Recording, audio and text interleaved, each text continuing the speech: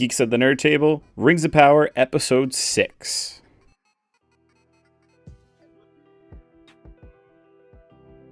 Here we go. Let's jump into it. We have a lot to cover in a short episode. A lot of setup is going on. So let's look at everything from Sauron's perspective. He's kind of the through line for the most part of this episode. You have him working with Celebrimbor, and Celebrimbor is going mad trying to create these rings. You get a shot of all of the failed attempts of making the 9 rings for men, and just kind of getting sucked into this project and not being able to make it work. At the same point, they're now having a problem with supply. So Sauron has to take a visit to the dwarves, where the dwarves are getting more and more greedy. The king is just diving in deeper and deeper into the mountain, going into areas that they shouldn't actually be going into, and going to unleash a great evil that we know later on, the great fire and shadow of the mountain that will be released and ultimately be their doom. You have his son completely not liking how this ring is manipulating the king, and everybody is just kind of going along with it because the king is bringing them more riches and more treasure, and you know, he's the king and he has great power and brought the light back to Khazad-dûm. It actually is flourishing again from the power of the ring. So it's done some good, but it's manipulating him and corrupting him. So when Sauron comes, he basically tells him, hey, what do you want? What's your price? Because it's all about greed. So you get that quick scene there, and it kind of settles what's going on with the dwarves for a little bit. Later on in the episode, because the episode just keeps on jumping back and forth between all the things that are going on right now. You're getting little snippets, which I guess in a way also is giving us a little bit of like, oh, well, this is happening over a longer period of time, like we know that it should, then, oh, it's like minutes or hours. No, this is like days or weeks that's going on, because you're jumping from one scene to the next, and it's like, oh, well, how does Sauron travel that far? Yeah, there's magic and all, but that's not the type of magic they have in the Tolkien universe. So you have these short scenes that are cuts, really, I think, emphasizing length of time. When we've seen larger scenes and the previous episodes that really focus for a long time on, you know, the elves or the dwarves or on the men, those are meant to be like, this is a snapshot in time, and this is like all at one time going on. I think the scene cuts are really evocative of this is over time. This is weeks. This is not just hours. It's days, it's weeks that these things are going on. Also, some stuff is happening at the same time as other things, but they're more of like, yeah, this is drawn out. That's why we're getting these jump cuts. Especially how we see in the beginning. It's like when we just left the last episode, episode 5, they were just starting to try to make rings for men. Now they have a pile of discarded shards of metal that didn't work. Where before, the forge is pristine and clean and everything's great, and they actually forged a ring and it seemingly had the power to turn people invisible. Whether that is a little tip of the hat to what's to come, or if it's just like them trying to get the rings to have more power in them, have them be better than they were. Sauron is ultimately trying to learn and build an apprentice to get to be able to make the one ring of power to rule them all. Now, he's manipulating Celebrimbor so that Celebrimbor is going to make these 9 rings, and he's going to do everything he can to do it. He even talks to Celebrimbor and is like, you need to focus all on this. I'll take on the other burdens of your lordship and being responsible for your entire city. And basically locks him into the forge and tells everybody else, leave him alone. Let him, the only way through it and the only way to figure it out is if he actually works on it and doesn't have any other distractions. We'll take care of everything else. Kind of getting the rest of the elves on his side, working with them, going like, hey, he's going a little mad. But like the only way for him to not go mad, he needs to go through it. Then pull out of it. Like the rings had to be made. He's pushing to get these rings made. So we see a scene where they bring a body that has something written on it. And it says, where is he? Reference to the title of the episode, but also it is a reference to where is Sauron. It doesn't say who, but it says where is he. He knows that means it's him. They all don't know that the Lord of Gifts is Sauron. He's just his Celeburn's partner, his apprentice, if you would. He is the Lord of Gifts, as they are calling him. And he's taking over the city. As the episode goes on, things get grimmer and grimmer. At first, it's like, oh, why don't we have anybody coming in to the city? Why aren't they trading anymore? Making reference that there is something going on outside, that the orcs are on the move. Then you get the one person that has a message engraved on him. And he kind of covers that over and says, don't disturb Brynmore. Keep him working. He doesn't need this distraction. We can take care of this. Everything is okay. Sauron is twisting and turning and manipulating everybody. Later on, when Celebrimbor is basically put to a fever dream, he is running outside to see what's going on. And Sauron has to use a lot of power. You see him even cut himself in order to actually create a bigger manipulation that's going to make Celebrimbor's mind kind of go to a dream state. And he's going to look around and everything is perfectly fine. And nothing's wrong. And he says, see, everything's fine out here. You need to focus on these rings. And he even hands him his father's hammer. The hammer that created the scimitars. The legendary items of the elves that Celebrimbor is trying to make something more important and bigger than.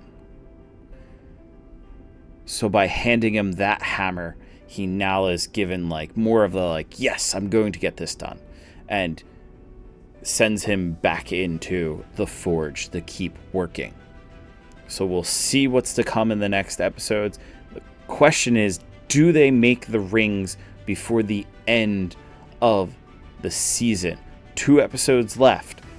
We'll see where they go with this. I think they're going to make them. I think the whole entire events of what's going on with the orcs and the elves and the rest of the men is going to create the chaos that allows Celebrimbor to make the rings and for them to disappear and, be lost in the world. and see where Sauron can take these rings and who he gives them to. Because he's still trying to look for good men to actually give these rings to and see who he can give them to and then corrupt later on. Now, while all this is going on, you have really 3 other things going on. You have the stranger out with Tom Bombadil in the desert trying to learn to become a wizard. Feels very Harry Potter-ish. You're a wizard, Harry, and the legendary kind of figure that's there to guide him and teach him everything that goes on. But it also gives us kind of a choice. The stranger's given a vision, and he doesn't understand what it means. And Tom kind of says, well, you're at like a crossroads here. If you keep on going on this path, you have to keep on going down this path to learn to become a wizard. Or if you react and try to go save the halflings that your friends, so they're not actually harmed by the Dark Wizard, which is the Dark Wizard's play anyways, to get the stranger to do what he wants, is going to be a path that ends. He'd never get back to the wizard path. So we'll see where that goes. I don't think that's necessarily so like hard and fast.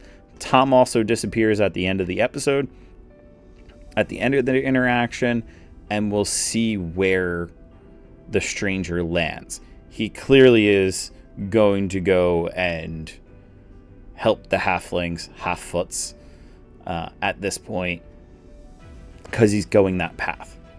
I think it's actually more of like, this is your path. You have to do this. And that is going to set you up to go. I also think he's going to make the decision to kind of save the Dark Wizard. I don't know what it is. There seems to be, I guess because I'm saying it's Gandalf and Saruman, and Saruman seems to be like on the good side in Lord of the Rings, but then goes to the dark side, that there's a history between him and Gandalf and actually being like the lords over all the wizards in Middle-earth. So it's going to be an interesting story and where we end up and how we get there. I don't think this season is going to be the end of any of those stories. I think it's going to leave it wide open, because I don't think we're getting to furthering that story until season 3. We may get a little bit in the next couple episodes, but we'll see where it goes. Last episode, there was kind of a hint that he may get his staff then, but I don't think that's going to happen anymore, especially the way this quick snippet in this episode went, that he's not even getting his staff. He's talked about it, but then they moved on past it, and the vision of his halfling friends being harmed is what actually has gotten everybody on that pathway. Now, the interesting thing also is there that you see Nori and her friend Poppy interacting with the rest of this forgotten tribe of half-foots, and kind of Poppy falling in love, and maybe the other half-foot character, Nobody, maybe he's going to be one of them that actually goes with Poppy and Nori and goes back to the Shire and starts off the Shire and everything, because clearly they're looking for that, and it's been so long and they just lost their way back to the rest of the half-foots to actually tell them where it is. So I think there's a little bit of interesting lore and development that's going on there. Is it going to have a greater effect to the rest of the story? I don't think it is.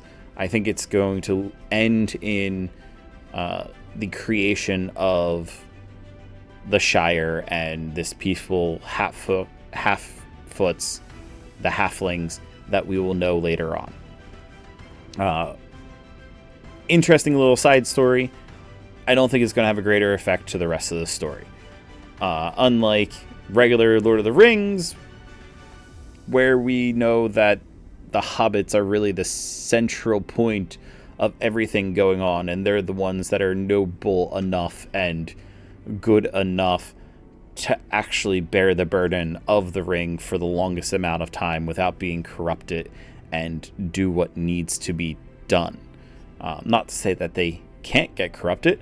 We do have Gollum, of course, but that was ages that he held the ring and called it his precious.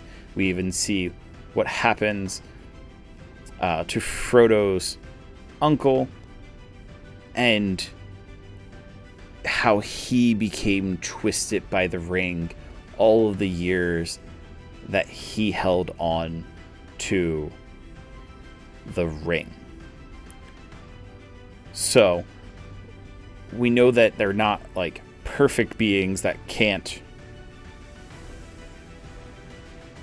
be corrupted by the ring, but also they're better than everybody else. We're going to see that story unfold over time and see where the half-foots, the halflings, come from. If we jump to Numenor is really crazy, and you have this basically uprising that's happening between the faithful and the now king of Numenor, and him putting Elendil to trial because he stands up as the players in Numenor are really becoming corrupt. You can see where, like, if Sauron goes to Numenor, he can corrupt people very easily. They're already really on their way. They ousted their queen because of a little power grab and a trickery of coming forth to the eagle while a deep secret was revealed, which all of this chaos and them trying to get rid of the faithful and having Elendil actually step up and kind of be like, no, I'm not going to follow the queen's wishes in these moments because she is the true queen and I do believe in her and I'm going to trust my gut and I'm going to trust my faith, and my faith is telling me that we can't just push everything to the side, especially you're getting rid of all of the soldiers because you don't think they're faithful to you, and you're going to seek out the places where they're worshiping because you think that the faithful are actually a problem to your reign. Him stepping up and now being put forth to this trial against the Valar, or trial by the Valar, should we say. And then, of course, there's the little twists where the queen comes out and says he's doing everything on my behalf, and it's misled by his faith in me, so I should be the one put to the test. That test, the Valar actually sees her to be good and righteous and right, and she survives. It's kind of a crazy test because they throw her into the sea, and the Valar, the beast of the sea, is supposed to judge her then. Kind of sucks her down into the water and has I'm going to look into your soul moment. And then once it does that, it spits her back out because she is just and right, and then removing any crime from her. Then you're kind of setting up this power struggle play even more, that the faithful are going to support the queen even though they've already crowned the king. I think this is where we're going to see how Numenor is starting to fall and humans are going to return to Middle Earth. I think you're going to see the faithful leave Numenor and push into Middle Earth and create the kingdoms that we know.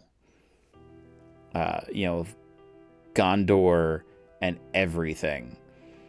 We're going to see the evolution and the push forward from there.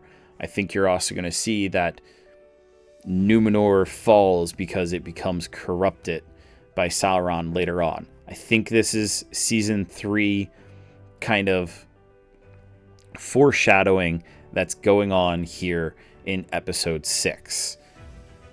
Real quick at the end of the episode, we really see the orcs are on the move.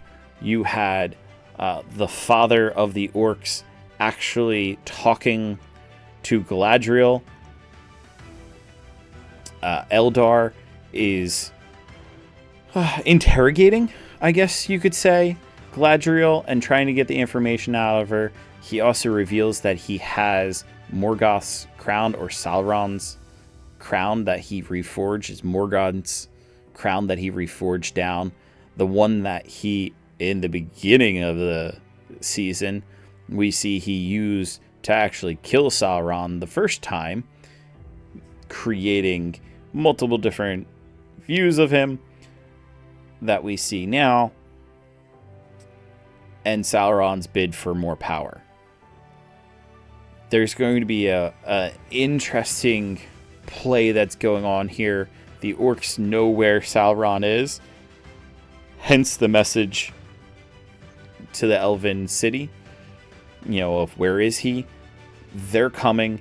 The armies are in a move, and they're going. Adar wants to use the rings in conjunction with this crown to try to kill Sauron. Eldar kind of really seems like he's trying to create a land for the orcs, that the orcs can live in peace. He seems like he's trying to very roughly negotiate with the elves-ish, with Galadriel, and try to get her on his side so that they would create like a land for the orcs, that the orcs can live in peace. Which is interesting, because it's like they are trying to paint the orcs in a positive light and not just a tool of darkness. And what's the play going to be here? Is Sauron just manipulating everything? Or are they actually free agents that are just kind of working? If you read some subtext, you'll see that at one point a group of orcs was labeled as dissenters. So you only really get that. I did not pick it up while I was watching it my first time through, but while going back through it and actually looking at it, you see it in subtext. If you put on the captions that it says dissenting orcs, like they're not all faithful to Adar and don't think that what he's trying to do is the right way, that they have some free agency going on. Interesting little tug and pull that we have there. We always just see orcs and see them as like a tool of the evil side and the dark side, and that's it. So we're kind of giving them a little bit more of personalities, a little bit more of a unique race than just cannon fodder and meant to get slaughtered by the heroes. Interesting play there. A lot going on in this episode. A lot of setup. We'll see what the next 2 episodes have to bear. We'll see where it goes. I think the next 2 episodes are going to be kind of the events of what goes on during this battle. And whether Celebrimbor can actually get the rings forged in that time and what happens with them. I think there's going to be a lot of chaos going on. It's going to be an exciting end to the season. So if you are following along with us, which we hope you are, watch the episodes, put a comment in what you were interested in, what's cool, what's strange or different, what you're not understanding, and maybe we can actually discuss. Give us a like and a subscription, and of course, pull that seat up to the table and welcome to the conversation.